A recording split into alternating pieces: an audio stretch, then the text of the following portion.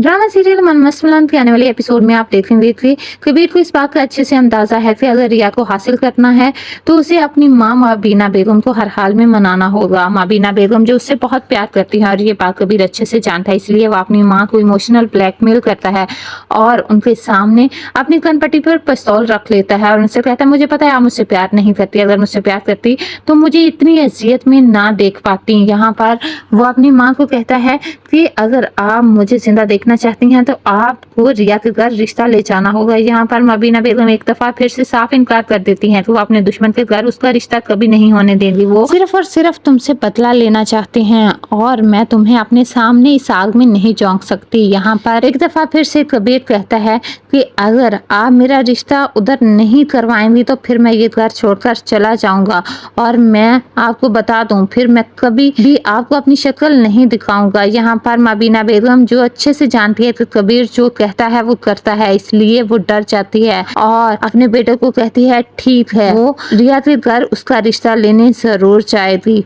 और वो ऐसा कुछ भी नहीं करेगा। यहाँ पर मबीना बेगम जो कि कबीर को गुस्से में देखकर बहुत ज्यादा घबरा जाती है। तो दूसरी तरफ आप देखेंगे अस्मा जिसने ठान लिया कि वो जल्द से जल्द अब रिया की शादी करवा देगी और कबीर से तो उसकी शादी बिल्कुल भी नहीं होने देगी। यहाँ पर उसने रिश्ते देखने शुरू कर लिए हैं और वह जल्द से जल्द रिया को अपने घर से रुखसत करना चाहती है ताकि ये कबीर और रिया की लव स्टोरी तो खत्म हो। यहाँ पर वो रिया के पास आती है और उसे 3 तस्वीरें दिखाती है और उसे कहती है कि अगर वो चाहते तो वो उसको पूछे बगैर भी उसकी शादी करवा सकते थे, लेकिन ये तुम्हारा हक है, इसलिए ये तुम्हारे पास 3 ऑप्शन है और तुम इन तीनों में से सिलेक्ट कर लो तुमने किसके साथ शादी करनी है। यहाँ पर रिया जो की तस्वीर देखे बगैर ही फेंक देती है और उससे कहती है कि उसकी मंगनी हो चुकी है और कबीर उसका मंगेतर है और वो उसके अलावा किसी से भी शादी नहीं करेगी, इसलिए उसकी शादी का ख्याल दिलो दिमाग से निकाल दें। यहाँ पर ये सारी बातें दूसरी तरफ फोन पर कबीर भी सुन रहा होता है। यहाँ पर अस्मा उससे कहती है कि अपनी बकवास बंद करो,